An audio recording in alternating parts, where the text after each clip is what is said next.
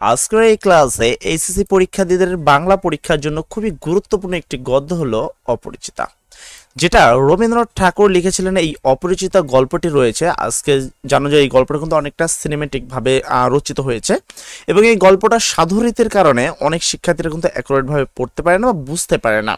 তো আজকের এই ক্লাসে আমরা অপরিচিতার সম্পূর্ণ গল্পটা কিভাবে মনে রাখা যেতে পারে আর কিভাবে শর্টকাট টেকনিকের সাহায্যে সকল বিষয়গুলো জানতে পারে এবং সর্বশেষে আমরা অপরিচিত গল্পের 50টি গুরুত্বপূর্ণ এমসিকিউ প্রশ্ন তোমাদের সামনে রাখবো। অর্থাৎ সহজভাবে যদি বলি, অপরিচিত গল্পের যাবতীয় নারী নক্ষত্র আজকের এই ক্লাসে তোমাদের সাথে আমি থাকছি। অপরিচিত গল্পটি লিখেছে রবীন্দ্রনাথ ঠাকুর, আশা করি তোমরা সবাই জানো। এবার আমরা এখান থেকে কি করবে, যদি কেউ একান্ত না পড়ে থাকো অথবা পরীক্ষার আগের দিন ওই অপরিচিত গল্পটি দেখছো, তাহলে তুমি না পড়েও শুধু আজকের এই ক্লাসটি করলে অপরিচিত গল্পের মনে রাখতে পারবা। আমরা সহজ এবং শুদ্ধ সাধু ভাষা তো ব্যবহার করব না, সহজ ভাষায় তোমাদেরকে এই জিনিসটা বুঝাবো।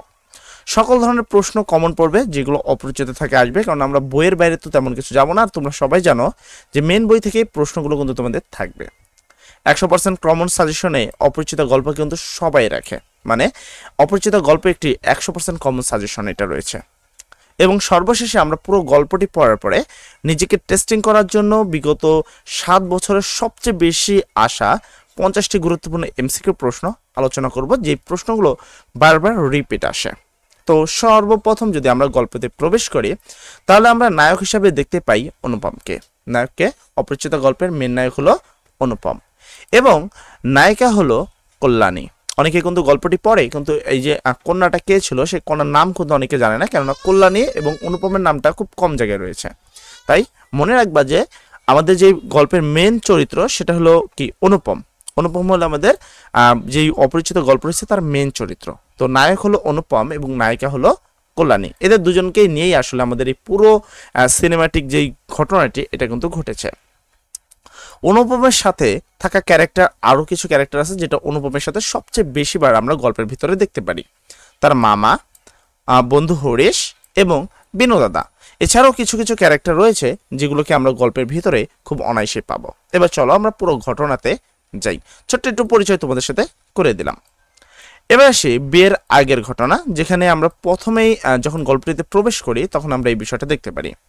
তো আমরা যদি এখানে আসি, অনুপমের বাবা এককালে অনেক গরিব ছিল। অনুপমের যে বাবা আছে, অনুপম কিন্তু তার বাবাকে দেখতে পায়নি, তার আগে কিন্তু তার বাবা কিন্তু মারা গিয়েছে। তো অনুপমের যে বাবা ছিল সে কিন্তু এককালে কি ছিল, অনেক গরিব লোক ছিলেন। তিনি ওকালতি করিয়া, মানে ওকালতি করেছে, উকিল, মেন কথা সহজ কথা, ওকালতি বলতে বোঝানো হয় কি, তিনি উকিল ছিলেন। তিনি ওকালতি করিয়া অনেক টাকার মালিক হয়েছেন, মানে তিনি উকিল হয়ে বা উকিল পেশার মাধ্যমে অনুপমের যে বাবা রয়েছে সে কিন্তু অনেক টাকা কি করেছে, অর্জন করেছে। কিন্তু সে টাকাটা কিন্তু গল্পের মধ্যে বলা হয়েছে যে সে টাকা কিন্তু আত্মসাৎ করার সময় তিনি পাননি। মানে সে ওকালতি করে অনেকগুলো টাকা তো মালিক হয়ে গেছেন, কিন্তু সে কি পায়নি, সে সময় পায়নি, পর্যাপ্ত পরিমাণ সময় পায়নি সে টাকাটা ভোগ করার জন্য। তারপরে আমরা দেখতে পারি গল্পের মধ্যে তার মা, অর্থাৎ অনুপমের মা, তার মা গরিব ঘরের মেয়ে ছিল। অনুপমের মা কি ছিল, একটা গরিব ঘরের মেয়ে ছিল। এবং অনুপম কিছুদিন আগেই MA পাশ করা একটা ছেলে, অর্থাৎ অনুপম কিন্তু কিছুদিন আগে কি পাশ করেছিল, কিছুদিন আগেই অনুপম তোমার MA ডিগ্রি লাভ করেছিল। এবং এই সময়টা তিনি কিন্তু অবসর সময় কাটাচ্ছিল, অর্থাৎ তার কাছে কোনো কাজ ছিল না, কোনো কিছু ছিল না কিন্তু, তাই না? তো তার পড়াশোনা ছিল না, কাজ ছিল না, যেদিকে দেখে তার অহরহ সময় কি ছিল, একবারেই শান্ত ছিল। এবং MA পাস করার পরে অনুপমের মেন বয়স থাকে কত, 27 বছর বয়স। অনুপমের বয়স কত ছিল, 27। এখান থেকে কিন্তু প্রচুর পরিমাণে MCQ থাকে এবং গল্পটা কিন্তু আমরা আসলে মেন বিষয়গুলোকে তোমাদের কাছে তুলে ধরছি। তার প্রধান, অর্থাৎ অনুপম যে রয়েছে, অনুপমের প্রধান অভিভাবক হলো তার মামা।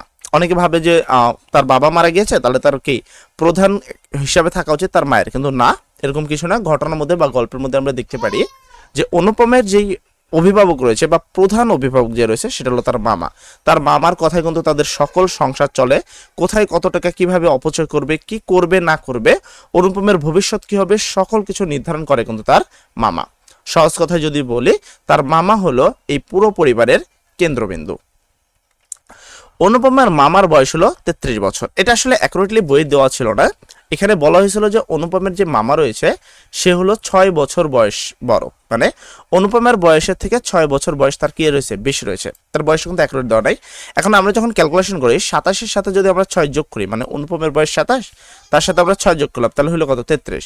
সেই সূত্রপাতে আমরা এটা বলতে পারি যে অনুপমের মামার বয়স হলো কত, 33 বছর বয়স ছিল। এটা কিন্তু প্রশ্নে খুবই গুরুত্বপূর্ণ প্রশ্ন আসতে পারে যে অনুপমের মামার বয়স কত ছিল। সেক্ষেত্রে আমরা এটাকে কত বলবো, 33 বছর বয়স। অনুপমের মামার বয়স ছিল 33 বছর। তিনি হলেন তাদের ভাগ্য দেবতার, তাদের বলতে কাকে, তার মা এবং অনুপমের মা এবং অনুপম।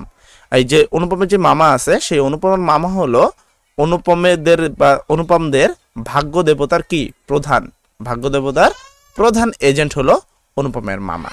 তাদের সকল ভাগ্য নির্ধারণ করে কে, তার মামা। ওদের পরিবারের প্রধান হলো তার মামা। সহজ বাংলা কথায় যদি বলি, অনুপমের মামা হলো তাদের কি পরিবারের প্রধান, অর্থাৎ তার পিতার যে কাজগুলো থাকে সেই কাজটা কিন্তু অনুপমের মামা করে থাকে। ভালো মন্দ খারাপ সব দিকটা সে কিন্তু বিবেচনা করে থাকে, বা তাদের পরিবারে অনুপমের পরিবারে কোনো কিছু হলে সেই বিষয়টা সর্বপ্রথম তার মামার থেকে কিন্তু অনুমতি নেওয়া হয় আর কি।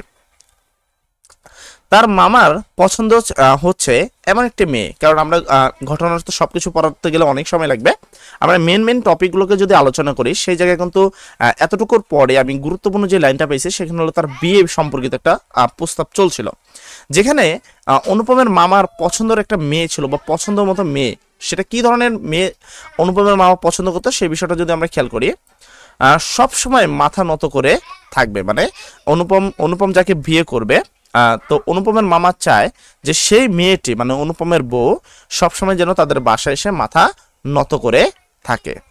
যার বাবার টাকা দেওয়ার সামর্থ্য নেই, অর্থাৎ সোজা বাংলা যদি বলি, যার বাবা থাকবে অনেক গরিব কিন্তু কষ্ট করে হলেও টাকা দিবে, অর্থাৎ এমনটাই বিষয় লেখা ছিল বইয়ের মধ্যে।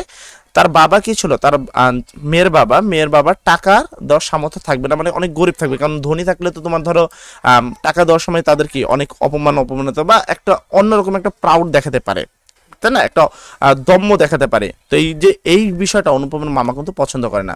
অনুপমের মামা চায় অনুপমের মামার কাছে যেন সবাই মাথা নত করে থাকে।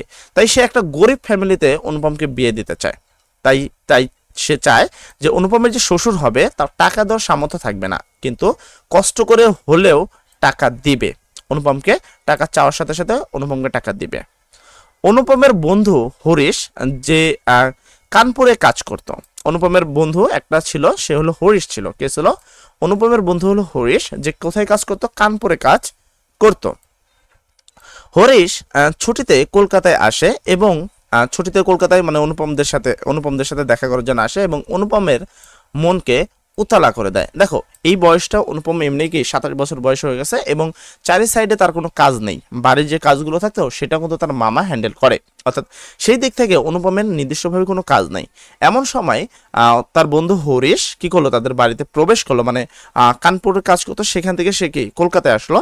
আসার পরে অনুপমকে, যে একেবারে বেকার বসে রয়েছে, তাকে বলল, ওহে মেয়ে যদি বলো একটি খাসা মেয়ে আছে। মানে অনুপমের মনকে এই কথাটা বলে কিন্তু দোলা দিয়ে দিল, কেন অনুপমের মনে একটা অলরেডি এই বয়সটা আকাঙ্ক্ষায় ভর্তি থাকে, তাই না, এই বয়সটায় আকাঙ্ক্ষায় ভর্তি থাকে, বিশেষ করে বিয়ে টপিকটা নিয়ে। যেমন তোমরাও কিন্তু এখন কিন্তু বিয়ে টপিকের উপরে একটা অন্যরকম, তোমাদের মনে একটা অন্যরকম একটা ফিলিংস থাকে। তো এই সময়টায় যদি তোমাদের গার্জিয়ান পক্ষ বা তোমাদের বন্ধুরা যখন এই বিষয়টা নিয়ে কথা বলবে, তখন তোমাদের মনে কিন্তু এটা নিয়ে অনেকটা আকাঙ্ক্ষা প্রকাশিত হবে এবং তোমাদের মনকে কি করবে, দোলা দেবে। সেম কাজটাই হয়েছে কার সাথে, অনুপমের সাথে। মেয়ের বাবা এককালীন কি ছিল, জমিদার ছিল বা অনেক ধনী ছিলেন।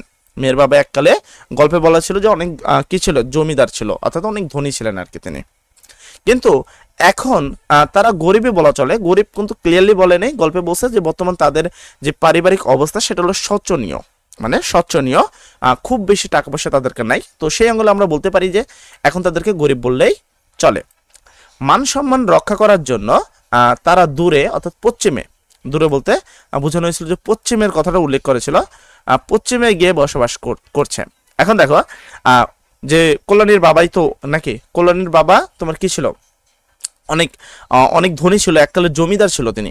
এখন কল্যাণীর বাবা যখন এককালীন জমিদার ছিল তখন সেই জায়গায় যদি থাকে তাহলে তাকে জমিদার হালে থাকতে হবে এবং তার জন্য পর্যাপ্ত পরিমাণ টাকা পয়সার দরকার। কিন্তু কল্যাণীর বাবা অর্থাৎ হলো শম্ভুনাথ বাবু, সেই শম্ভুনাথ বাবু এখন তো গরিব, তাই না? এখন শম্ভুনাথ বাবু যদি সেই জমিদার হালে চলতে যায় তাহলে তো সে পারবে না। এখন শম্ভুনাথ বাবু যেহেতু তারা পূর্বপুরুষ থেকেই বা তাদের বংশগত থেকেই তারা কি রয়েছে, তারা তোমার জমিদার রয়েছে, এখন তাদের বংশগত মান সম্মান রক্ষা করার জন্য শম্ভুনাথ বাবু সেই জমিদারি ত্যাগ করে বা সেই জায়গাটা থেকে চলে এসে কলকাতার পশ্চিমে কি করছে, এখন বসবাস করছে। এতে তাদের সম্মানটা রক্ষা হচ্ছে। সব কিছু পছন্দ হলেও তাদের একটি জিনিস পছন্দ হয়নি, মেয়ের বয়স কত? বয়স হলো 15। দেখো অনুপমের মামা যখন হরিশের থেকে এই বিষয়গুলো জানতে পারলো তো তখন অনুপমের মামার কি হয়েছে, সবকিছু ভালো লাগছে। কিন্তু যখনই অনুপমের মামা শুনতে পারলো যে মেয়ের বয়স কত, মেয়ের বয়স মাত্র 15 বছর, মেয়ের বয়স হলো মাত্র 15 বছর, তখন অনুপমের মামা আসলে সেই বিষয়টাকে ভালোভাবে নিতে পারেনি এবং এই বিষয়টা নিয়ে আসলে তার একটু পছন্দ হয়নি আর কি অনুপমের মামার। এটা শুনে তার মামার মন ভার হয়ে গেল, মানে অনুপমের মামার মনটা একটু খারাপ হয়ে গেল। অনুপমের মামা যেমনটা চাচ্ছিল ঠিক তেমনটাই হচ্ছিল, কিন্তু এই কথাটা শোনার পরে অনুপমের মামার কি ভার হয়ে গেল। তারপর অনেক ঘটনা ঘটেছে, সেখানে গুরুত্বপূর্ণ কিছু বিষয় নেই। তারপরে চলে যাই আমরা বিয়ের আশীর্বাদ দেখতে, ঠিক আছে? এরপরে ঘটনায় যেখানে গুরুত্বপূর্ণ টপিক ছিল সেটা হলো বিয়ের আশীর্বাদ। কন্যাকে আশীর্বাদ করার জন্য বিনোদাদাকে পাঠানো হলো। বিনোদাদাকে কন্যাকে আশীর্বাদ করার জন্য কাকে পাঠানো হলো? বিনোদাদাকে। এখানে একটা বিষয় হলো বিনোদাদাকে কি দিয়ে পাঠানো হলো, ঠিক আছে? তো বিনোদাদাকে কিন্তু এইখানে আমি আসলে এই বিষয়টা লিখে নেই, ভুলে গেছিলাম। বিনোদাদাকে কিন্তু কি দিয়ে পাঠানো হয়? একটা তোমার আন্টি দিয়ে পাঠানো হয়। হ্যাঁ আচ্ছা, এটার গল্পের মাঝখানে যদিও ছিল, আমি একটু আগেই তোমাদের বলে দিচ্ছি, কন্যাকে আশীর্বাদ করার জন্য কি একটা আন্টি দিয়ে কি করা হয়, তাকে পাঠানো হয়। আচ্ছা, এই বিষয়টা আমরা সামনে আরো দেখতে পারবো ইনশাল্লাহ, যে কি দিয়ে তাকে পাঠানো হয়। আচ্ছা, তাহলে কি আশীর্বাদ করার জন্য বিনোদাকে পাঠানো হয়। এখানে মেন টপিকটা গল্পে কি থাকতে পারে? এখানে থাকতে পারে যে কন্যাকে বা কল্যাণীকে আশীর্বাদ করার জন্য কাকে পাঠানো হয়, সেক্ষেত্রে উত্তর হবে বিনোদাকে। কাকে পাঠানো হয়? বিনোদাদা। বিনোদাদা হলো অনুপমের পিস্তত ভাই। বিনোদাদা হলো অনুপমের পিস্তত ভাই, এবং এই যে বিনোদাদা রয়েছে সে কিন্তু একটু জটিল টাইপের মানুষ। সে একটু জটিল টাইপের মানুষ। বিনোদাদা এসে বলল কি, মন্দ নহে খাঁটি সোনা বটে। মানে বিনোদাদা কিন্তু প্রত্যেকটা কথা একটু অন্যভাবে বলে।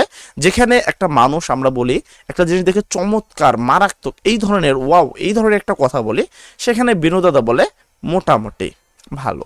তো বিনোদাদা একটা কি বিচক্ষণ মানুষ ছিল, তাই যখন বিনোদাদা অনুপমকে এসে বলল মন্দ নহে খাঁটি সোনা বটে, তখন কিন্তু তোমাদের যে গল্পের মেন ক্যারেক্টার অনুপম, সে কিন্তু বুঝতে পারলো যে আসলে মেয়েটা অনেক সুন্দর এবং অনেক রূপবতী।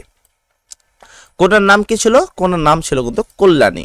যে কন্যাকে দেখতে গেছে বা অনুপমের সাথে যার বিয়ে হওয়ার কথা, তার নাম কি? তার নাম হলো কল্যাণী। তার বাবা মানে ওই যে কল্যাণী রয়েছে, সেই কল্যাণীর বাবা হলো শম্ভুনাথ বাবু। কল্যাণীর বাবাকে? কল্যাণীর বাবা হলো শম্ভুনাথ বাবু। তার বয়স ছিল প্রায় 40 বছর। মানে প্রায় বলতে দেখো বিষয়টা কি, গল্পে বলা হয়েছে যে 40-এর আশেপাশে, তার বয়স হলো 40-এর আশেপাশে। সেক্ষেত্রে আমরা বলতে পারি যে প্রায় 40, হয়তো বা 40-এর একটু আগে বা একটু পিছিয়ে হতে পারে। এরপরে আমরা দেখতে পাই যে বিয়ের মণ্ডপে যাওয়া হয়। মানে এখানে মোটামুটি ভালো বিষয়টা দেখা যাচ্ছে যে কল্যাণীকে যখন কি বিনোদাদা দেখে আসলো, এবং কল্যাণী যখন বিনোদাদা যখন অনুপমকে বললো যে মন্দ নয় খাঁটি সোনা বটে, তখন আসলে বিনোদাদা যে কণ্ঠে, বিনোদাদা যদি খাঁটি সোনা বলে সেক্ষেত্রে আসলে সে যে আসলে ডায়মন্ড পেয়েছে এই বিষয়টা নিয়ে কিন্তু অনুপমের কোনো সন্দেহ ছিল না, এবং সে এক কথায় কিন্তু এটিকে রাজি হয়ে গেছে। এবং বিনোদাদা যেহেতু একটা রসিক মানুষ ছিল, সে কিন্তু অনুপমের যেই মামা তাকেও কিন্তু রাজি করেছে। তারপর এক সময় আমরা দেখতে পারি যে বিয়ের মণ্ডপে যাওয়া হয়। বিয়ে বাড়িতে ঢুকে মামা খুশি হলেন না। দেখো বিয়ে বাড়িতে ঢুকে কি, একটা বিয়ে বাড়িতে ঢুকেই মামার যে একটা আকাঙ্ক্ষা, মামার যে একটা চাহিদা, মানে অনুপমের মামার যে একটা আকাঙ্ক্ষা চাহিদা ছিল, সেই জিনিসটা আসলে কি হয়নি, পূরণ হয়নি, বা সেই জিনিসটা আসলে অনুপমের মামার আসলে পছন্দ হয়নি। তো সে আসলে তার কাঙ্ক্ষিত যে পরিমাণ সে চাইছিল সেই পরিমাণ কিন্তু সে আসলে পায়নি, যার কারণে সে খুশি হয়নি। কারণ তাদের রিসিভ করার জন্য শম্ভুনাথ বাবু আসেননি। অর্থাৎ দেখো একটা বিয়ে বাড়িতে গেলে কন্যার যে বাবা থাকে সে কিন্তু সবাইকে রিসিভ করার জন্য বা সবাইকে নেওয়ার জন্য তিনি কিন্তু সবার আগে আসেন। কিন্তু যখনই তার মামা যখন তোমাদেরকে যখন মানে সবাই অনুপমরা যখন গেল মেয়ের বাড়িতে, তখন তাদেরকে রিসিভ করার জন্য যে সোমনাথ বাবু ছিলেন, মানে হলো কল্যাণীর বাবা, তিনি কিন্তু আসেননি। তিনি না এসে তিনি কিন্তু আরেকজনকে পাঠিয়েছে। তাছাড়াও বিয়ের আয়োজন তেমন বিশেষ নয়। দেখো সোমনাথ এখানে তোমার কি অনুপমের মামা যে একটা বিয়ে বাড়িতে যা চায় যে বাজনা থাকবে, থাকবে, আয়োজন থাকবে, একটা অন্য রকমের একটা আনন্দ থাকবে, এরকম একটা বিষয় কিন্তু সবাই আশা করে, সবাই এক্সপেক্ট করে। তো এই জায়গাটায় কি হয়, এই জায়গাটায় শম্ভুনাথ বাবু কিন্তু তেমন বিশেষ কোনো আয়োজন করেনি, কোনো গান বাজনা নেই, কিচ্ছু না, একটা সাদামাটা একটা বাড়ি জাস্ট, সেখানে শুধু একটু খাওয়ার ব্যবস্থা করা হয়েছিল। তাই এই বিষয়টা দেখেও কিন্তু অনুপমের মামার তেমন খুশি হয় নাই। শম্ভুনাথ বাবুর বন্ধু যে আসলে উকিল ছিল, শম্ভুনাথ বাবুর বন্ধু কে ছিল, উকিল, সে আসলে তাদেরকে কি করতে এসছে, সে এই অনুপমের মামা বা অনুপমদেরকে কি করতেছে, মানে তাদেরকে রিসিভ করেছেন অত্যন্ত নমনীয়তার সাথে। তাই বিষয়টা নিয়ে তেমন কিছু হয়নি। অনুপমের মামা তো জানো যে অনেক অন্য লেভেলে একটা লোক, তো সেখানে কিন্তু একটা বড় একটা হট্টগোল হতে পারত। কিন্তু যখনই অনুপমের মামাকে আসলে যে উকিল সাহেব, তার নামটা কিন্তু গল্পের মধ্যে উল্লেখ করা হয়নি, তো যখনই এই সোমনাথ বাবুর বন্ধু উকিল সাহেব তাদেরকে অনেক নমনীয়তার সাথে, মানে নমনীয়তার সাথে কি করছে, তাদেরকে কি রিসিভ করেছে, তখন আসলে তার মামার মনটা একটু গলে গেছে। তাই সেই বিষয়টা নিয়ে সে তেমন আর কিছু করেনি। তবে এই যে বিষয়টা, এটা কিন্তু অনুপমের মামার মোটেও ভালো হয়নি। না হলে সেখানেই একটি স্পার হয়ে যেত, না হলে সেখানে কি হয়ে যেত, একটা স্পার হয়ে যেত। মানে যদি ওই যে উকিল বন্ধুটা যদি না আসতো, মানে শম্ভুনাথ বাবুর উকিল বন্ধুটা এসে যদি তাদের নমনীয়তার সাথে যদি তোমার কি করতো, রিসিভ না করতো, তাহলে কিন্তু অনুপমের মামা সেখানে একটা বিশাল বড় ঝামেলা সৃষ্টি করতো, এবং সেখানে তোমার কি করা যেত না, কখনোই কোনো বিয়ের অনুষ্ঠান করা সম্পন্ন হতো না। তো উকিলের নমনীয়তা বা ভদ্র ব্যবহারের কারণে সেখানে কিছু হয়নি। অনুপমের মামা এত ছোট লোক যে শম্ভুনাথ বাবুকে অনেক নিচু ভাবে দেখেছেন। মানে যে অনুপমের যে মামা রয়েছে সে খুবই ছোট লোক কোয়ালিটির একটা লোক ছিল গল্পের মধ্যে, খুবই নিচু মানের নিচু মানুষ। অনুপমের মামা খুবই মন মানসিকতা ছোট একটা মানুষ সে। তো সে যখন দেখলো যে এরকম বিষয়, তখন কিন্তু সোমনাথ বাবুকে সে অনেক নিচুভাবে দেখেছে, যে সে রিসিভ করতে আসে না, উকিলকে দিয়ে রিসিভ করছে। তখন তার কাছে বা অনুপমের মামার কাছে সোমনাথ বাবুকে অনেক ছোট একটা ধরনের একটা মানুষ বা ছোট লোক ধরনের মানুষ বলে গণ্য হয়েছে। তাই তিনি ভেবেছিলেন, মানে অনুপম মামা যে আছে, সেই অনুপমের মামা ভেবেছিল যে লোকটি তাকে ঠকাবে। মানে অনুপমের মামা ভেবেছে যে শম্ভুনাথ বাবু তাকে ঠকাবে। কোন দিক থেকে ঠকাবে? মেয়ের গহনা থেকে, টাকা পয়সার যে একটা লেনদেন, মানে দেনা পাওনার যে একটা লেনদেন রয়েছে, বিয়ের যৌতুকের যে একটা লেনদেন, সেই লেনদেনে অনুপমের যে শ্বশুর মানে শম্ভুনাথ সেন অনুপমদেরকে কি করবে, ঠকাতে পারে। কারণ যাদের ব্যবহার ঢুকে দেখতে বলো যে আসলে আয়োজন নেই তেমন একটা, রিসিভ করার জন্য আসলো না, সেখানে আসলে তাকে ঠকাতে পারে, এরকম একটা আকাঙ্ক্ষা অনুপমের মামার মনে কি আশঙ্কা দেখা দেয়। যার ফলে একটা ঘটনা ঘটে যার নাম আমরা দিতে পারি গহনা পরীক্ষা।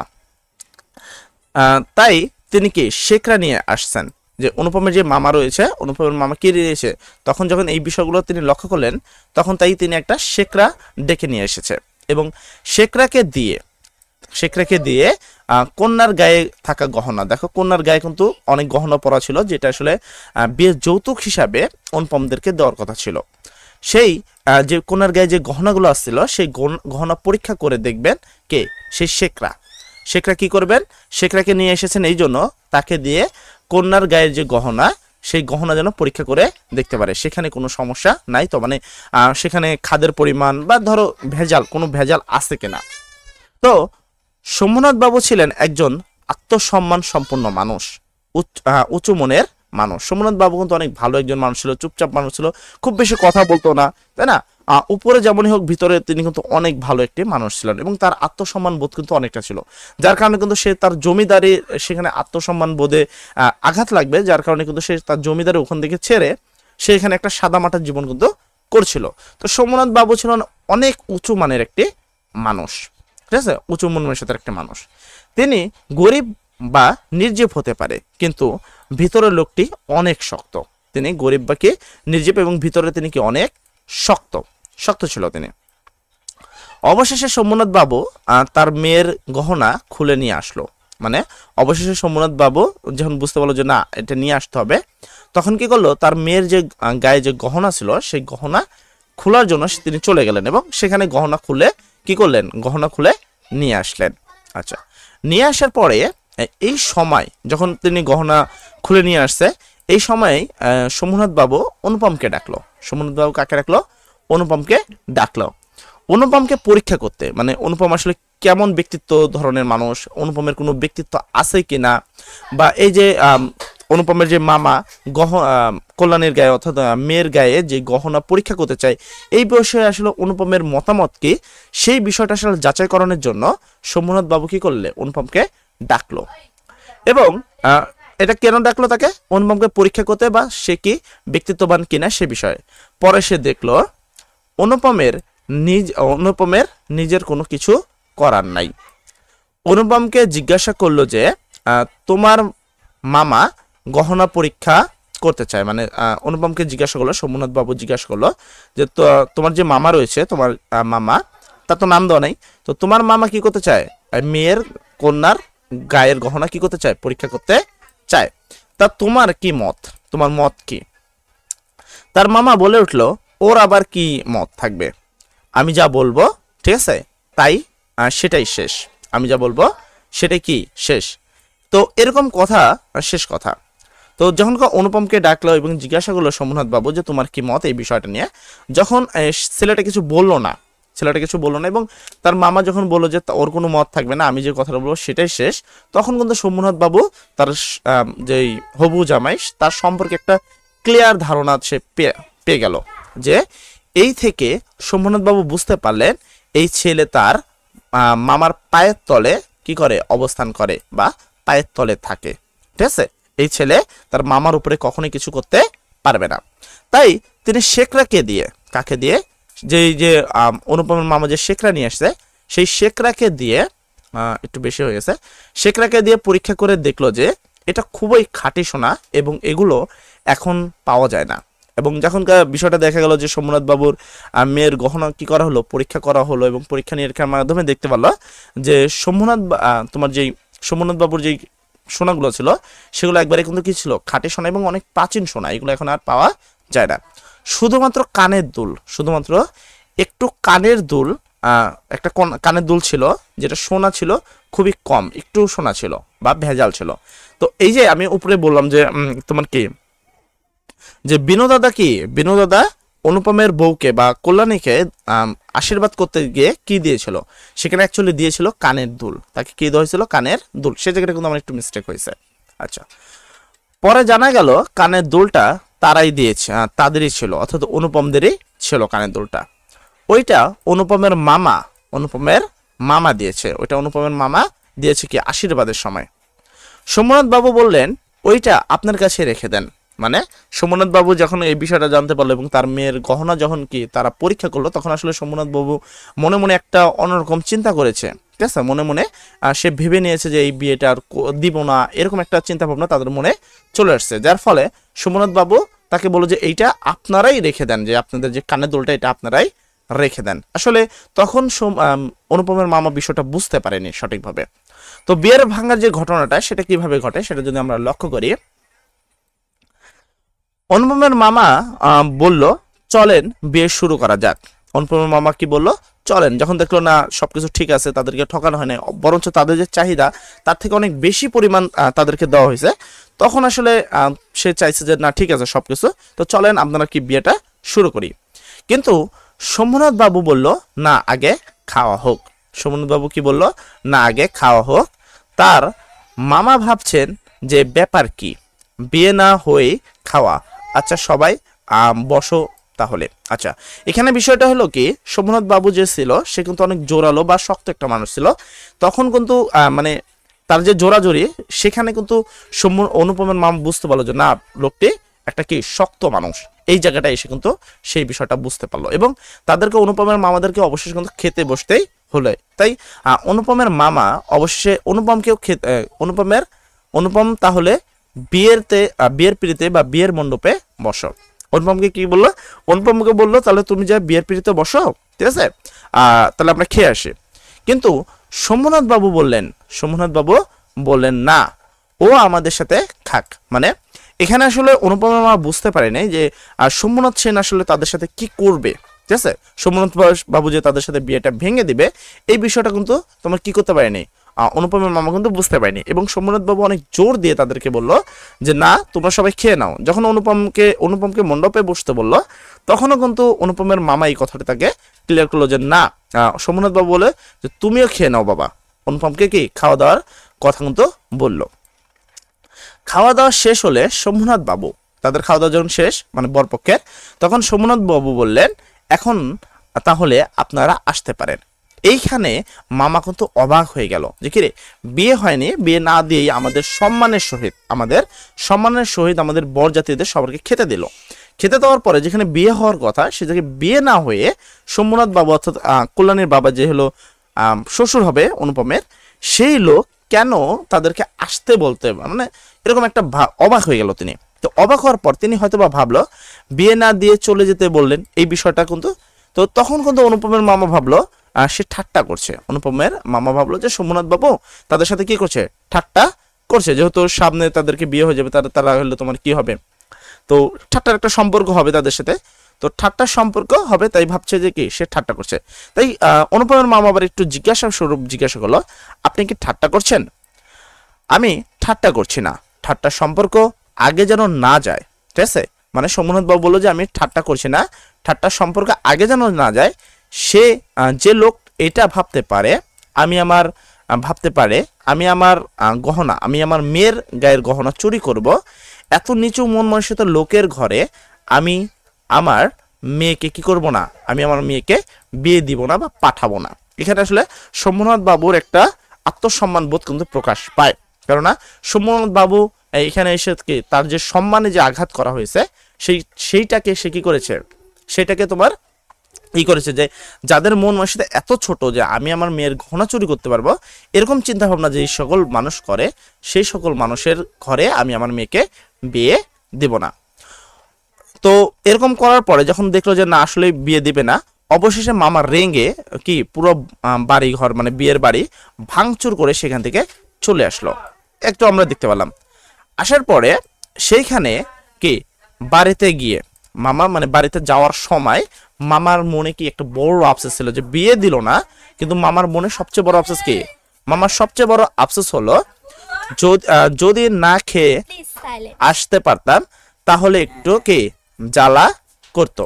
তো এখানে বিষয়টা তুমি যদি ভালো খেয়াল করো, ঠিক আছে, এখানে যে অনুপমের যে মামা রয়েছে তার সবচেয়ে মনের আফসোস বা সবচেয়ে মনের দুঃখ ছিল যে সে যদি না খেয়ে আসতে পারতো, সেই খাবারগুলো নষ্ট করতে পারতো, এবং যে অনুপমের যে শ্বশুর অর্থাৎ শম্ভুনাথ সেন সে যদি কি আরো একটা ভালো কিছু করতে পারতো, সে কি আরো বেশি খুশি হতো বা তার মনের জ্বালা একটু কমতো।